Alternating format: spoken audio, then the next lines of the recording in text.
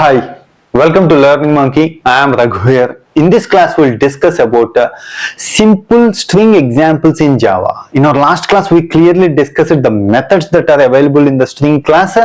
Please watch that class and come back here. We are going to use that methods. So in order to make you understand how to use the methods and write the programming, for that these simple examples will help you a lot. Coming to today's class, write a Java program to remove a character from the given string at the given position. They are going to give you a string and the position is going to be given. We need to remove that character. So let's take this example. String s1 is equal to Java is stop and the position that I have mentioned is fifth position. Means the character that present in fifth position, you have to remove that character and the remaining string should be as it is. So in our last classes, we clearly discussed that strings are immutable. You are not able to modify strings. So in order to do the modification, what you need to do, that is the point you need to understand, how we are going to use the methods that are available in our previous classes. Now coming to this, coming to the methods. So if you want to, you cannot modify the string. So that's why what we are doing here is, use the methods s1.substring of. In our last class we discussed the method. What is the substring method? It is going to do, if it will take two index positions, starting index and ending index. Starting index, ending index. Starting index is 0, ending index is position. Position means 5. So 0th position, first position, second position, third position, fourth position. Up to fourth position, whatever the character is there, that is considered as a substring. Means Java space is considered as a substring. Plus s1.substring of position plus 1 means from 5th position onwards, 5 plus 1, from 6th position onwards. What is the 6th position? Yes space top. All this is considered as a substring. So two substrings are considered.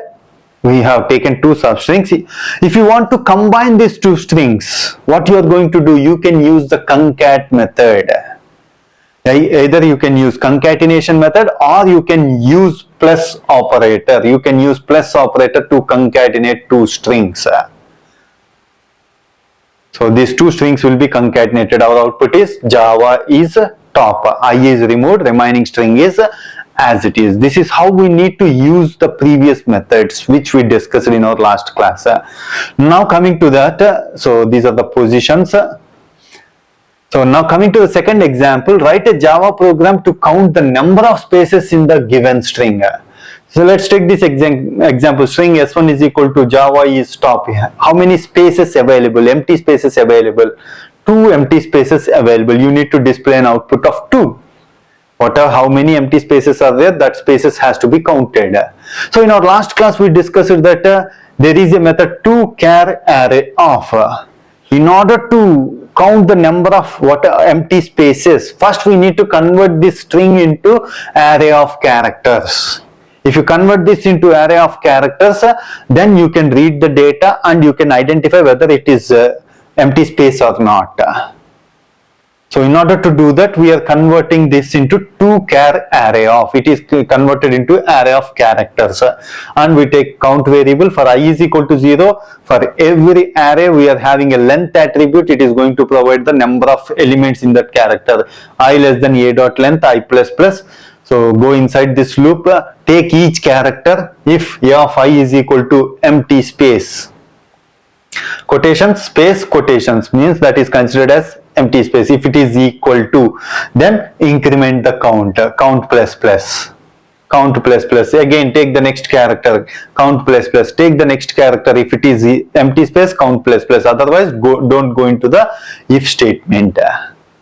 After coming out of this loop, if you display the count variable System.out.println of, you are going to get the number of empty spaces. So this is how we need to use the previous methods in order to make you understand that we have considered the simple examples. In our next classes, we are going to do some practice examples and practice assignments and class tests. practice tests. So these simple examples are going to help you a lot in assignments and examples. Hope you understand these examples. If you have any questions regarding the concept, please post your questions in the comment section below. Thanks for watching. If you haven't subscribed to our channel, please subscribe to our channel and press bell icon for the latest updates. Thank you.